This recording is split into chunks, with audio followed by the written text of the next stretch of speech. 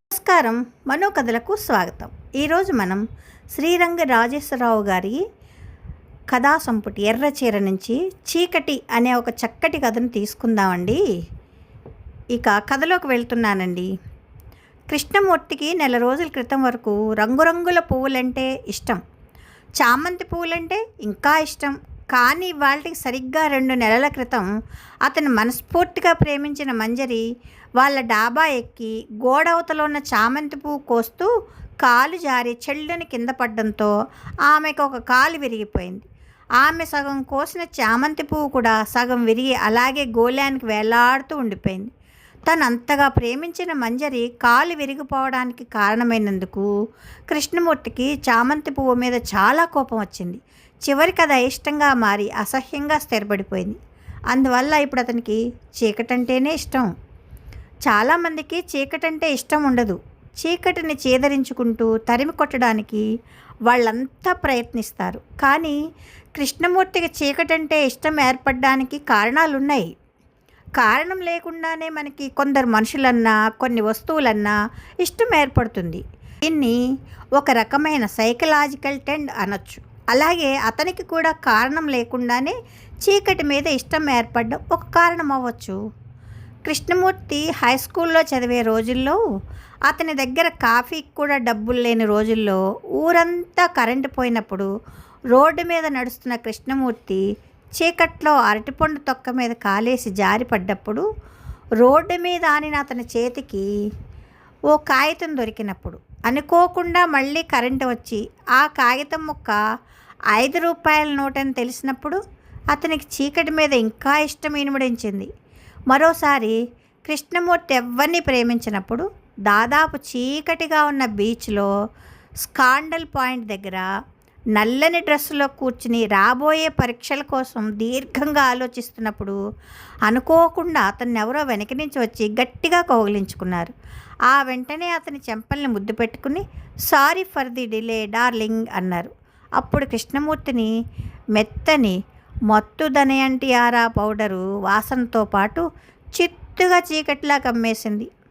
వెంటనే అతను చాలా గాబరా పడి విడిపించుకోకుండానే ముఖాన్ని మాత్రం పక్కకు తిప్పాడు. ఆశ్చర్యం, భయం, ఆనందం, కోపం ఇవన్నీ కలిసిన ఫీలింగ్ అతని కళ్ళల్లో పరుచుకుని అతని మనసుని పగ్గాలు లేకుండా పరిగెత్తించేసింది. ఆ వెంటనే అతన్ని కౌగలించుకున్న 18 ఏళ్ల పచ్చని అమ్మాయి అతన్ని వదిలేసి వెనక్కి వెళ్ళి అతని ముఖాన్ని పరీక్షగా చూసి ఓ ఐ యామ్ టెరిబ్లీ సారీ అంటూ తల వంచుకుని వెనక్కి తిరిగి మొదట జోరుగా నడిచి ఆ తర్వాత అతి జోరుగా పరిగెత్తి వెళ్ళిపోయింది. కృష్ణమూర్తి తేరుకొని చీకటిని తలుచుకొని చిన్నగా నవ్వుకున్నాడు. ఆ తర్వాత భయపడ్డాడు. ఇంకా ఎక్కువగా ఆశ్చర్యపోయాడు. ఆ వేళ నుంచి మాత్రం అతని మనసులో చీకటి మీద చల్లని మమత అమావాస్య నాటి రాత్రి చీకటిలా ఆనందంగా అలుముకుంది. ఎంఏ మొదటి సంవత్సరంలో పరీక్ష ఉండగా అతను ప్రేమించిన మంజరిని అతను మొదటిసారిగా చీకట్లోనే చూశాడు. నల్లని చీకట్లో తెల్లని మంజరి ఆ వేళ నవ్విన నవ్వులో వెన్నెల కురిసింది. బిఏ చదువుతున్న మంజరి అంతకు ముందు రోజే కృష్ణమూర్తి వాళ్ళ పక్కింట్లో దిగింది. ఆ తర్వాత క్రమేపీ సంధ్యవేళ పెరిగే చల్లని చీకటిలో వారిద్దరి మధ్య ప్రేమ పెరిగింది. ఆ విధంగా కృష్ణమూర్తికి చీకటి మీద చాలా ఇష్టం ఏర్పడిపోయింది. చదువుకోనప్పుడు అతనొక్కడు ఇంట్లో ఉంటే అతని గదిలో అతను లైట్ వేసుకోకుండానే చీకట్లో కూర్చుంటాడు. అలా కూర్చోవడం అతనికి ఇష్టం. అందువల్ల అతని ముఖ్య స్నేహితుడు ముకుందం భలే వాడివి గురు, మా గొప్ప కరెంట్ ఎకానమీ చేస్తున్నావే, నేను సెంట్రల్ మినిస్టర్ని అయితే నీకు స్పెషల్ ప్రైజ్ ఇద్దును అంటుంటాడు. అందుకు కృష్ణమూర్తి చిరు చీకటిలాంటి నవ్వొకటి నవ్వి ఊరుకుంటాడు. నల్లని చీకట్లో అతని ఊహలకు అతీతమైన అతి కమ్మని భావాలేవో కనిపించి కదులుతూ చీకటి చెదిరిపోగానే మాయమైపోతాయి. రూమంతా చీకటిగా నల్లగా ఉంది. కానీ రూములో కూర్చున్న కృష్ణమూర్తి మనసు మాత్రం విసుగ్గాను వేడిగాను ఉంది. మంజరి గురించి అతను మతి చెడేట్టు ఆలోచిస్తున్నాడు. తను మనస్ఫూర్తిగా ప్రేమించిన మంజరి దగ్గరికి 3 రోజుల క్రితం వెళ్ళాడు. వాళ్ళ ఇంట్లో అందరూ తనకు తెలుసు. మంజరి తనం ప్రేమించుకుంటున్నారని, పెళ్లి కూడా చేసుకుంటారని కూడా తెలుసు. కానీ ఊహల్లో నిర్మించుకున్న రంగుల మేడలు శాశ్వతం కావు. వాటి గోడలు పునాదులతో సహా ఎప్పుడప్పుడు కూలిపోక తప్పదు. ఈ నిజం కఠోరమైనదే కాక నిజం కూడా అవ్వచ్చు. ఈ సంగతి వాళ్ళకి తెలుసు, కానీ ఇలా జరుగుతుందని అనుకునుండరు అనుకున్నాడు కృష్ణమూర్తి. ఇంట్లోకి వెళ్ళగానే వాళ్ళమ్మగారు కన్నీళ్లతో అతని పక్క చూసి లోపల గదిలోకి దారి చూపించారు. బరువుగా నడుస్తూ లోపలికి వెళ్ళాడు. లోపల కిటికీ దగ్గర మంచం మీద పడుకుని కళ్ళు మూసుకుని కన్నీళ్లు కారుస్తున్న మంజరి అడుగుల చప్పుడు విని కళ్ళు తెరిచింది. కృష్ణమూర్తిని చూడగానే మిగిలిన ఒక్క చేత్తోనూ ముఖం మూసుకుని గట్టిగా ఏడ్చేసింది. అతనికి ఏం చేయాలో తెలియలేదు. దగ్గరగా వెళ్ళి ఆమె చేతి మీద చేయి వేసి నీరసంగా మంజరి అని పిలిచాడు. మంజరి పలకలేదు. ఆమె కళ్ళ ముందు చీనీ సైనికుల్లా పరుచుకున్న చీకట్లు ఆమెను మాట్లాడనివ్వలేదు.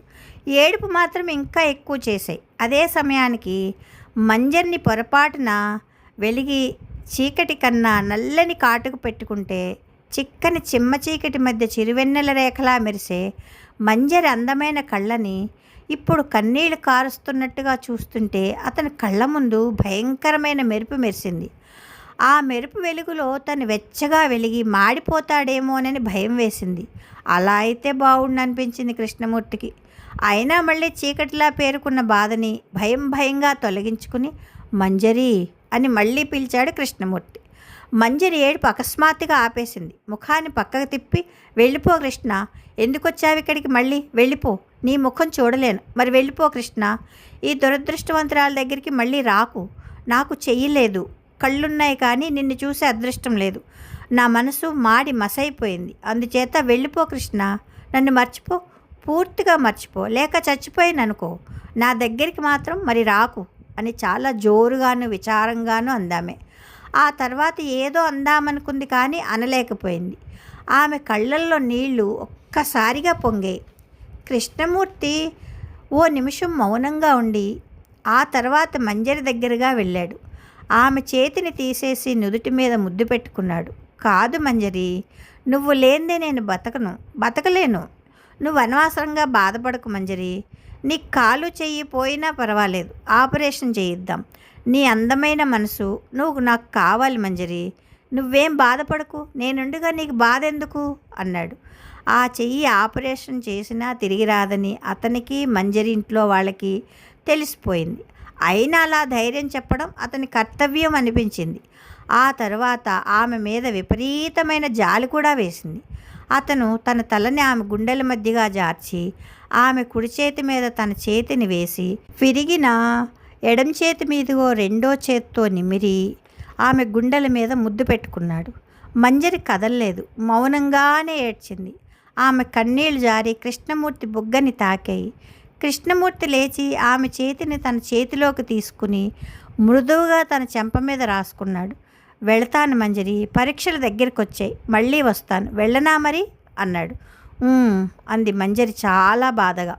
కృష్ణమూర్తి మెల్లగా నడుస్తూ వెళ్ళబోయాడు. మళ్ళీ ఏదో జ్ఞాపకం వచ్చి వెనక్కి తిరిగి మంజరి దగ్గరికి వెళ్ళి జేబులోంచి ముద్ద చామంతి పువ్వు తీసి ఆమె తల్లో తురిమాడు. చామంతిని చూడగానే మంజరికి చాలా ఏడుపు వచ్చేసింది. మరో పక్క కృష్ణమూర్తి ప్రేమ గురించి సంతోషం కూడా ఏడుపులో కలిసిపోయింది. అందువల్ల ఆమె కన్నీళ్ళను ఆపుకోలేకపోయినా వెక్కిళ్ళను ఆపుకుంది. కృష్ణమూర్తికి చామంతి పువ్వులంటే ఇష్టం పోయినా మంజరికి ఆ పువ్వు అంటే ఇష్టం కనుక అతను ఎప్పుడు వెళ్ళినా ఓ ముద్ద చామంతి పువ్వు తీసుకొని వెళ్తాడు. ఆ తర్వాత వెళ్తాను మంజరి అని వచ్చేశాడు కృష్ణమూర్తి. వచ్చి చీకట్లో తన గదిలో కుర్చీలో కూర్చుని మంజరి గురించి ఆలోచించాడు. అలా ఆలోచిస్తూ ఉంటే అతనికి మంజరి మీద జాలి విపరీతంగా అల్లప్పటి బీచ్లో చీకటిలా పెరిగి పేరుకుంది. కానీ ఆలోచనలు అంతమవలేదు. అలా 3 రాత్రులు అతను అలాగే రూములో చీకటిలో కూర్చొని మంజరి గురించి ఆలోచించాక అతనికి అనుకోకుండానే మంజరి గురించి చాలా భయంకరమైన ఆలోచన వచ్చింది. ఆ ఆలోచనకో రూపం రాకుండానే గదిలోకి వెలుగొచ్చేసింది. లైట్ వేసిన ముకుందం కృష్ణమూర్తి దగ్గరగా వచ్చాడు. అతను ఎదురుగా కుర్చీలో కూర్చుని నీకో విషయం చెప్పాలి అన్నాడు. కృష్ణమూర్తి అతను పక్క చూసి మనసేం బావులేదు ముకుందం అని మళ్ళీ తలంచుకున్నాడు. అందుకేనయ్యా ఇది చెప్పడం, విను, జాగ్రత్తగా విను. నిన్న పుస్తకం చదివాను. క్లాస్ బుక్ మానేసి అదెందుకు చదివేవని అడక్కు. చదివేనంతే. జాగ్రత్తగా బాధపడకుండా విను.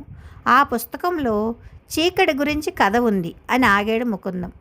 కుర్చీలోంచి లేచి బుక్ షెల్ఫ్ దగ్గరికి వెళ్ళాడు.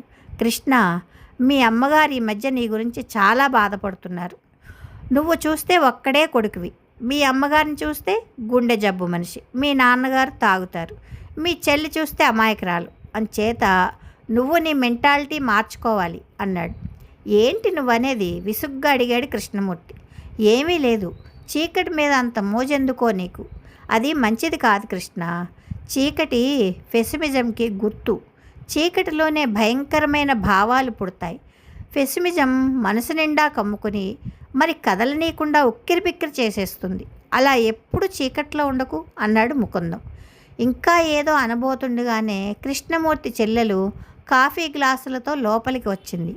ఆ అమ్మాయికి 17 ఏళ్ళున్నాయి. విశాలమైన కళ్ళున్నాయి. ఇష్టపడే మనసు కూడా ఉంది. అందంగా ఉంటుంది. కాఫీ ఇచ్చేసి బయటికి వెళ్ళిపోబోయింది కమల. కమ్ము అని పిలిచాడు కృష్ణమూర్తి. ఏం అంటూ వెనక్కొచ్చింది కమల. అమ్మ ఏం చేస్తోంది అని అడిగాడు. గుళ్ళోకి వెళ్ళింది. సరేలే వెళ్ళు. కమల వెళ్ళిపోయాక కృష్ణమూర్తి లేచి నిలబడ్డాడు. సిగరెట్టు జేబులోంచి తీసి వెలిగించి ముకుందాన్ని అడగకుండానే లైట్ ఆర్పేశాడు. మళ్ళీ కుర్చీ దగ్గరకు వచ్చి ముకుందానికి ఓ సిగరెట్ ఇచ్చి చెప్పు అన్నాడు. ఇంకేమిటి చెప్పడం? అంతే, నీ మెంటాలిటీ మార్చుకోవాలి. చీకటిని పూజిస్తూ కూర్చోవడం మానేయాలి. It is very awful my dear, please oblige అన్నాడు. ముకుందం ఓ నిమిషం ఆగి, మీ అమ్మగారు చూసావా? ఆవిడ గుండెల్లో పెరిగిపోయిన బాధ గురించి నీకు తెలీదు. నాకు తెలుసు కృష్ణ, ఆవిడ బాధంతా నాతో చెప్పారు అన్నాడు. అవును, నాకు చెప్పారు. సిల్లి, కొందరి మెంటాలిటీలు కొందరికి నచ్చవు అంతే. మరి నన్ను విసిగించకు. నీకు వెన్నెల పచ్చని పసిడి ఛాయలా కనిపిస్తే నాకు పొరపాటున పచ్చబడిపోయిన పండు చీకటి ముక్కలా కనబడుతుంది. అంతే. డోంట్ బీ చైల్డిష్ అన్నాడు కృష్ణమూర్తి. ముకుందం మాట్లాడలేదు. ఎకనామిక్స్ పుస్తకం మూసి అప్పుడే లైట్ ఆర్పి చీకట్లో కూర్చుని చీకటి గురించి ఆలోచిస్తున్న కృష్ణమూర్తి గదిలోకి ఎవరో కంగారుగా వచ్చారు. కృష్ణమూర్తి గారు, అర్జెంటుగా రండి. అక్క విషం పుచ్చుకుంది అని కంగారుగా అన్నారు. చీకట్లో చిక్కుబడిపోయిన కృష్ణమూర్తికి మొదట ఏమీ అర్థమవలేదు. అలా అన్న కుర్రవాడు మంజరి తమ్ముడని మొదట అర్థమైంది. ఆ తర్వాత విషయం అర్థమవగానే గుండెల్లో అగ్నిపర్వతాలు పగిలాయి. బయటికి పరిగెత్తాడు. రోడ్డు మీద లైట్లు లేవు. మంజరి వాళ్ళ ఇంట్లో కూడా కరెంట్ లేదు. అతను మంజరి గదిలోకి పరిగెత్తాడు. అక్కడ అంత చీకటిగా లేదు. చీకట్లో చిరువెలుగునిస్తూ మంజరి తల దగ్గర ఓ కొవ్వొత్తి వెలుగుతోంది. ఆమె మంచం దగ్గర వాళ్ళ అమ్మగారు కూర్చొని ఉన్నారు. ఆమె ఎందుచేతనో కానీ ఏడవడం లేదు. ఆమె చుట్టూ మరెవరో 4-5 ఏడుస్తూ ఉన్నారు. కొవ్వొత్తి వెలుగులో మంజరి వాళ్ళ అమ్మగారి ముఖం మొదట చూశాడు కృష్ణమూర్తి. ఆవిడ కళ్ళు ఎటు చూస్తున్నాయో తెలియటం లేదు. ఆవిడ కళ్ళ కిందుగా కన్నీటి చారలు స్పష్టంగా కనబడుతున్నాయి. ఆవిడ జుత్తు రేగి చీకటి తుంపర్లలాగా చీలిపోయి భయంకరంగా ఉంది. ఆవిడ మాట పడిపోయినట్టు, మనసు విడిపోయినట్టు ఉంది. ప్రాణం పోయిన తర్వాత కృత్రిమంగా ప్రాణం పోసిన మనిషిలాగా ఆవిడ చాలా భయంకరంగా ఉంది. ఆ తర్వాత కన్నీళ్ల పొర వెనక నుంచి మంజరి ముఖం వైపు చూశాడు కృష్ణమూర్తి. కొవ్వొత్తి వెలుగు వెల్తిగా మంజరి ముఖం మీద పడుతోంది. ఒక పక్క నీడ, మరో పక్క వెలుగు ఆమె ముఖంలో చోటు చేసుకున్నాయి. ఎందుకో గాని ఆమె ముఖం ప్రశాంతంగా, తన ప్రాణం పోవడం వల్ల మిగతా మనుషులందరికీ మేలు చేస్తుందని తెలిసి ప్రాణత్యాగం చేసిన త్యాగమూర్తి ముఖంలా ఉంది. కృష్ణమూర్తిని ఏదో మగతలాంటి భావం కమ్మేసింది. అనుకోకుండానే కన్నీళ్ళొచ్చాయి. ఏమీ మాట్లాడలేకపోయాడు. మంజరి తల పక్కనే ఏదో కాగితం. నెమ్మదిగా వణికే చేతులతో ఆ కాగితాన్ని తీసి మడత విప్పి కొవ్వొత్తి వెలుగులో చదివాడు కృష్ణమూర్తి. కృష్ణ, నాకు తెలుసు నువ్వు నన్ను విపరీతంగా ప్రేమించావు. కానీ నాకు అర్హత లేదు. ఉండేదేమో కానీ ఇప్పుడు లేదు. నాకు చెయ్యలేదు. అందుకే నీ జీవితాన్ని చూస్తూ చూస్తూ నాశనం చేయలేను. నువ్వు నన్ను కోరినా నా వల్ల సుఖపడలేవు. ఈ భయంకరమైన పరిస్థితిలో నేనెవరినీ సుఖపెట్టలేను. అందుకే వెళ్ళిపోతున్నాను. ఈ చీకటి రాత్రి నన్ను, నీ మనసుని, 4 రోజుల క్రితం నువ్వు నా నుదుటి మీద పెట్టుకున్న ముద్దుని చివరిసారి జ్ఞాపకం తెచ్చుకొని వెళ్ళిపోతున్నాను. నా తర్వాత మరో తమ్ముడు, 2 చెల్లెళ్ళు ఉన్నారు. అందుచేత నేను లేకపోతే మా అమ్మకి నాన్నకి ఎక్కువ బాధ ఉండదనుకుంటాను. నీకు తగిన అమ్మాయిని ఎంచుకుని సుఖపడు కృష్ణ. వీలుంటే అమ్మకి నాన్నకి ధైర్యం చెప్పు. చాలా రోజులు ఆలోచించాను, కానీ ఈ ఘోరమైన స్థితిలో నేను ఎవరినీ సుఖపెట్టలేనని తెలిసిపోయింది కృష్ణ. అందుకే వెళ్ళిపోతున్నాను. 20 నిద్రమాత్రలు అతి కష్టం మీద ఒంటి చేత్తోనే పుచ్చుకున్నాను. అవి తమ బాధ్యత నిర్వర్తిస్తాయనే అనుకుంటాను. Wish you the best of luck, Manjari. అతను ఉత్తరం చదవడం పూర్తి కాగానే మళ్ళీ మంజరి వైపు చూశాడు కృష్ణమూర్తి. ఆమె తల కింద వాడి నలిగిన అప్పటి ముద్ద చామంతి పువ్వు రేఖలు అటు చెదిరి కొవ్వొత్తి వెలుగులో వింతగా మెరుస్తున్నాయి. ఏమీ చేయలేక బయటకు వచ్చేశాడు కృష్ణమూర్తి. ఇంకా వీధి చీకటిగానే ఉంది. చీకటి రాత్రులు అవ్వడం వల్ల వెన్నెల లేదు. ఇంట్లోకి బరువుగా ఏమీ ఆలోచించలేక వచ్చిన కృష్ణమూర్తి గుమ్మం దగ్గరే ఆగిపోయాడు. ఇంట్లో అంతా అతి చీకటిగా ఉంది. ఎక్కడా వెలుగన్నది లేదు. లోపలికి వెళ్ళిన కృష్ణమూర్తి వాకిట్లోనే నేల మీద ఎవరో అస్పష్టంగా పడుకుని కనిపిస్తున్నారు. అప్పటిదాకా అతని మనసులో మసగ్గా చెదిరి కదిలిన మంజరి జ్ఞాపకాలు ఒక్కసారిగా చెదిరాయి. అప్పటిదాకా అతని నరాల్లో నలుగుతున్న నల్లని భావాలు నలిగి పగిలాయి. మోకాళ్ళ మీద వంగి అతను ఆ ఆకారాన్ని పరీక్షగా చూశాడు. అమ్మ! వెంటనే గదిలోకి వెళ్ళి అగ్గిపెట్టి కొవ్వొత్తి తెచ్చి కొవ్వొత్తి వెలిగించాడు. అమ్మా అని తట్టి లేపాడు. ఆవిడ లేస్తే గుండెల్ని కొరికే మంటలు కొంచెమైనా ఆరుతాయని అనుకున్నాడు. కానీ ఆవిడ లేవలేదు. కొవ్వొత్తి వెలుగులో ఆవిడ ముఖం నిర్జీవంగా మెరుస్తోంది. ఆవిడ పిడికిట్లోంచి ఏదో కాగితం సగం నలిగి తొంగి చూస్తోంది. కృష్ణమూర్తి మనసు భయంకరమైన మంటల్లో కాలిపోతోంది. ఆలోచనలు అదుపు లేకుండా అలుక్కుని చెదిరిపోతున్నాయి. భయంగా వణుకుతూ ఆవిడ చేతిలోంచి ఆ కాగితాన్ని తీసి కొవ్వొత్తి వెలుగులో మడత విప్పాడు. అమ్మకి అన్నయ్యకి ఏం రాద్దామన్నా ముఖం చెల్లడం లేదు. కానీ ఆఖరి ఉత్తరం కనుక రాయడం తప్పదు. మీరిద్దరూ చాలా మంచివాళ్ళు. నన్ను ఇంత దాని చేశారు.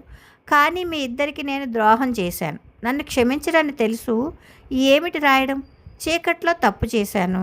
ఆ తప్పుకి శిక్ష నాతో పాటు మీరు అనుభవించడం నాకు ఇష్టం లేదు. చాలా కష్టంగా ఉంటుంది. మరో 4 నెలలు బతికుంటే నేను పెళ్ళి కాకుండానే తల్లినవుతాను.